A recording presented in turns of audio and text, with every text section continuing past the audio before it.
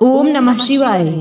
प्रिय भक्तों, आज की कथा में आप जानेंगे शिवलिंग पर पैर रखने वाले एक महान शिव भक्त की कहानी।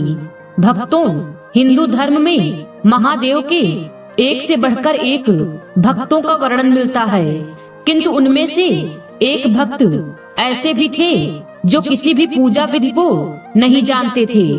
उन्होंने हर वो चीज की जो शास्त्र विरुद्ध है और जिसे पाप माना जाता है, किंतु फिर भी महादेव ने उन्हें दर्शन दिए। वे इस बात को सिद्ध करते हैं कि महादेव केवल अपने भक्त के भाव देखते हैं, पद्धति नहीं। उनका नाम था कनप्पा। इनके जन्म के विषय में कई कथाएं प्रचलित हैं। मूल रूप से यह एक तमिल भील परिवार में जन्मे थे। इनके पिता का नाम राजा नाग एवं माता का नाम उड्डूपुरा था।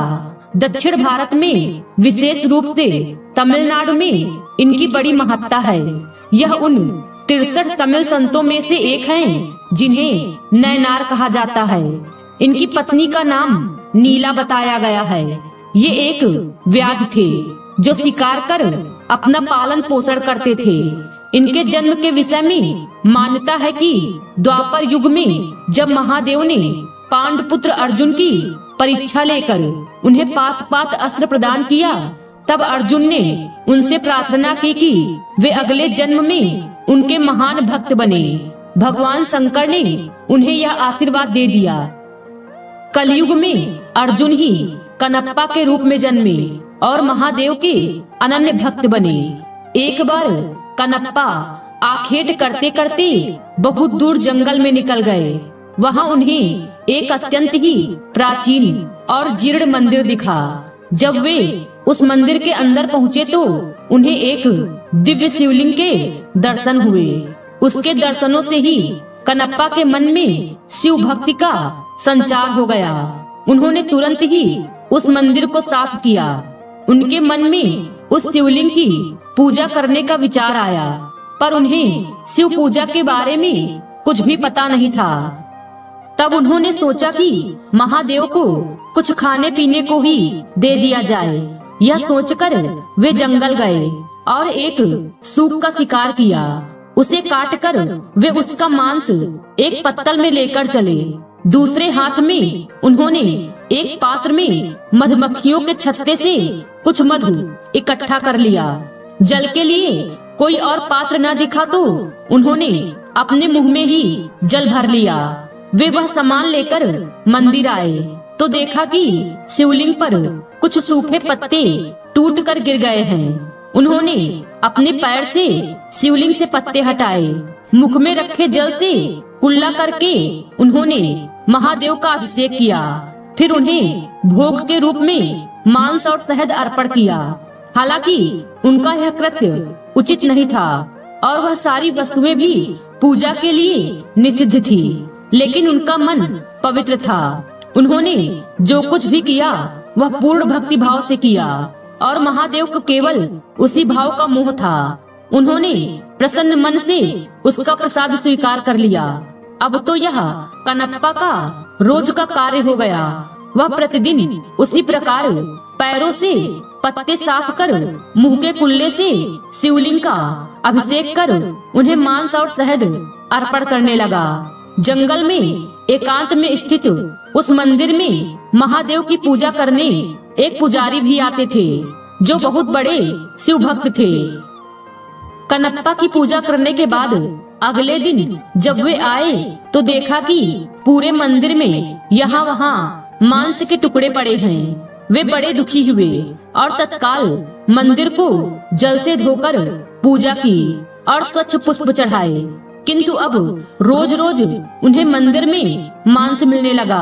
यह देखकर एक दिन उन्होंने निश्चय किया कि वे पता करके रहेंगे कि कौन है जो रोज मंदिर को अपवित्र कर देता है। यही सोचकर वह रात को वहाँ रुक गए। रोज की भांति कनप्पा वहाँ आए और उन्होंने पैर से पुजारी द्वारा शिवलिंग पर चढ़े पुष्प हटाए, कुल्ले से उनका अभिषेक किया और फिर शिवलिंग पर मांस और मधु चढ़ाया। पुजारी मंदिर के एक कोने में छिपकर सब देख रहे थे।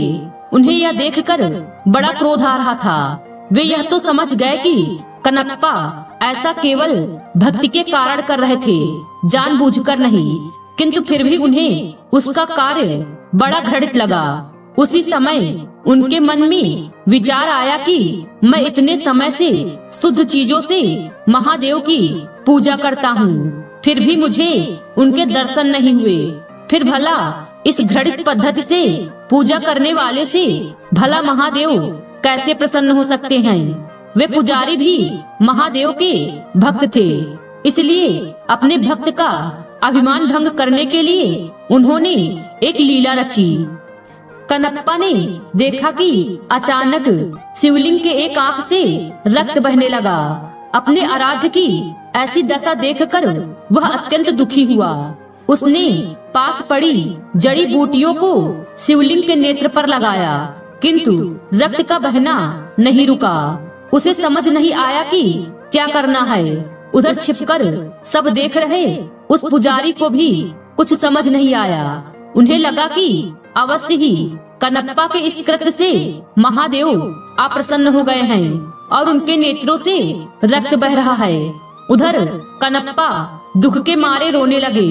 तभी उन्होंने सोचा कि यदि मैं अपनी एक आंख इस पर लगा दूं, तो शायद रक्त का बहना रुक जाए। यह सोचकर उन्होंने अपने एक बाण से अपना एक नेत्र निकाला और शिवलिंग के नेत्र पर रख दिया। इससे रक्त बहना बंद हो गया।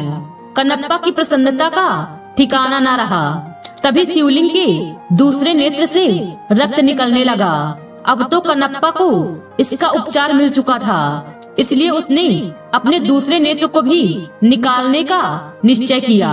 तब उसे ध्यान आया कि दूसरा नेत्र निकालने पर तो वह कुछ देख ही नहीं पाएगा, फिर सही स्थान पर नेत्र कैसे लगा पाएगा। यह सोचकर उसने पैर का अंगूठा शिवलिंग के नेत्र पर रखा, ताकि वह नेत्रहीन होकर भी अपने नेत्र को सही स्थान पर लगा पाए। फिर जैसे ही उसने अपने बाण से अपना दूसरा नेत्र निकालने का प्रयत्न किया, महादेव ने स्वयं प्रकट होकर उसका हाथ पकड़ लिया। अपने आराध्य के दर्शन होते ही कनप्पा उनके चरणों में गिर पड़ा। महादेव ने उसके दोनों नेत्र ठीक कर दिए। तब बाहर छिपकर सब कुछ देख रहा ब्राह्मण भी अंदर आकर महादेव के चरणों में गिर पड़े।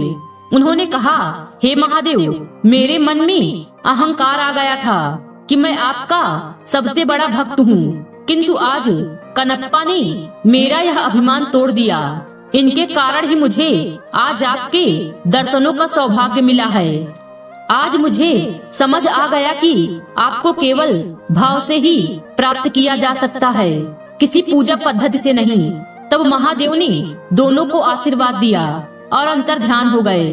सच ही तो कहा गया है कि भगवान तो सिर्फ भाव के भूखे हैं। अगर आप सच्चे मन से भगवान की भक्ति करते हैं, तो भगवान आपकी भक्ति अवश्य स्वीकार करते हैं। वर्तमान में आंध्र प्रदेश के तिरुपति जिले के कालहस्ती नामक जगह पर महादेव का वही शिवलिंग श्री कालहस्ती महादेव के नाम से स्थापित है। मान्यता है कि भक्तराज कनप्पा ने इसी शिवलिंग पर अपने नेत्र अर्पित किए थे। भक्तों, आपको यह कहानी कैसी लगी कमेंट करके जरूर बताएं। आज की वीडियो में बस इतना ही। उम्मीद है वीडियो पसंद आई होगी। इस वीडियो में बोलते समय कोई त्रुटि हुई हो तो क्षमा करें। वीडियो पसंद आई हो तो वीडियो को लाइक और शेयर करें और चैनल को सब्सक्राइब कर दें और कमेंट बॉक्स में हर हर महादेव लिखना बिल्कुल न भूलें। मिलते हैं अगले वीडियो में। खुश रहिए और खुशियाँ बांटते रहिए। हर हर महादेव।